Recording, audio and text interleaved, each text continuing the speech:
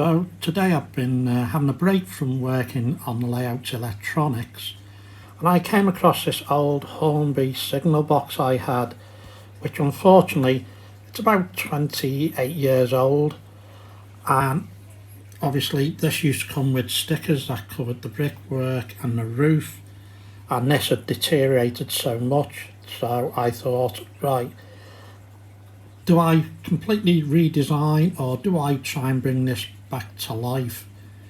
So following on from some of the talks we've had within our group on using Fusion, now in the past I would have tackled this in SketchUp Make, but I thought this time I'm going to try and do it in Fusion. So the first thing I wanted to do was to add some tiles to the roof.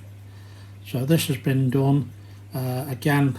Russ Davis, who is one of our leaders of the group, he showed me the basic technique, and from that I've been able to achieve this effect already. The second one, which is just coming off the printer, these have been resin printed. Now I've tried to keep it as thin as I could, so it will build it up a bit, which will mean I will have to make new guttering for here, which again I will do shortly. I've also now FDM printed some brickwork for the front and the back, and I next need to design for this section here and the other side. So I'll say this is what I'm working on at the moment. As I progress I'll show you the next stage. When I did this, it comes off the FDM printer. Now it's so thin, it's still very flexible. So what I do is I use light support and chitterbox. I then put it into warm water, which softens it up a bit, removes the supports from it, give it a slight rub with some wet and dry underneath. I then apply it to the roof with super glue. Once I'm happy with it being stuck down properly, I then cure it.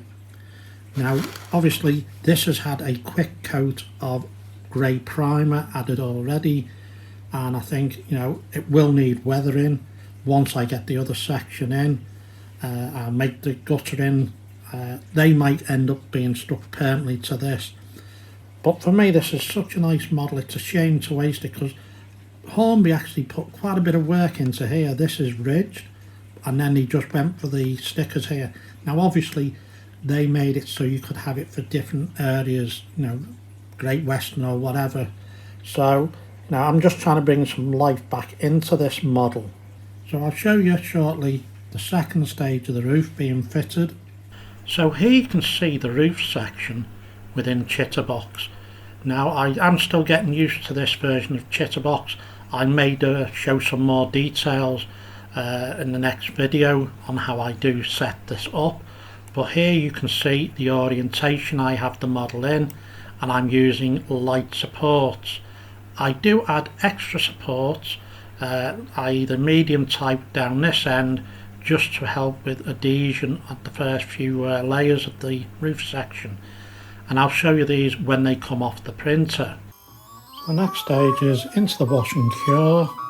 And I like to do this. This is warm soapy water, and I like to give these about 3 minutes to give them a good rinse before I start to remove the supports. So here you can see the part as it's come off the print bed. It's been in the warm water and the light supports pulled off. Now you'll notice it is slightly warped, but it's so thin, and at the moment this has not been cured. It's easy now to move it back into shape and get it glued onto that roof section. So now the part has been glued on. I do use no nonsense super glue from Toolstation. Because this has just recently been washed and it's still a little bit damp, it actually bonds really quickly to this. The next stage is to put this into my cure station, and I tend to now cure it for the maximum of 1 or 2 minutes, because as it turns around it will not get cured this side, it'll be actually trying to recore this. So as you can see here, now it's lining up nicely. It will need a slight file at this end and this end to tidy it up. Anyway, I'll put it in my into my cure station now, and then it will get a quick coat of primer, and then the next stage will be putting the ridging tiles on. So the part has now just finished being cured, and then that will get sprayed. And these are the printers I use. So I have an Elegoo Saturn 3. This is 2 years old. I didn't take the cling film off because I find sometimes you end up touching it and you've still got some resin residues on your hand, you know, so you can see a little bit on the screen protector here. Now, as I say, this has just gone 2 years old. I have recently noticed a problem with the on-off button, which I believe the Saturn 2 had the same issue, and I reached out to Elegoo and I had to purchase a new button, which basically cost me £4.94 from China, obviously plus the postage. I still haven't found to fit it, but what I have found is you need to really positively press on that button. I was only lightly pressing on it, and I think that was causing the problem. There was a little bit of arcing taking place inside. And then this is the FDM printer I've gone with. I used to have the Creality Ender 3 Pro, which I had for a number of years, which unfortunately the problem I've got with that at the moment, I think the motherboard has become faulty. And then the other printer is this Elegoo Jupiter SE. Now this is mainly used for larger prints, and both this one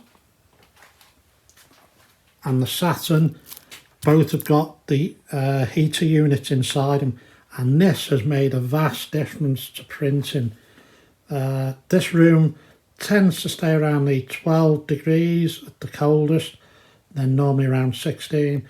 This just takes it up to 25 degrees, and adhesion to the bed is certainly, you know, fantastic with this printer. Anyway, at this point I'm going to wrap this video up. Thank you for watching. Bye now.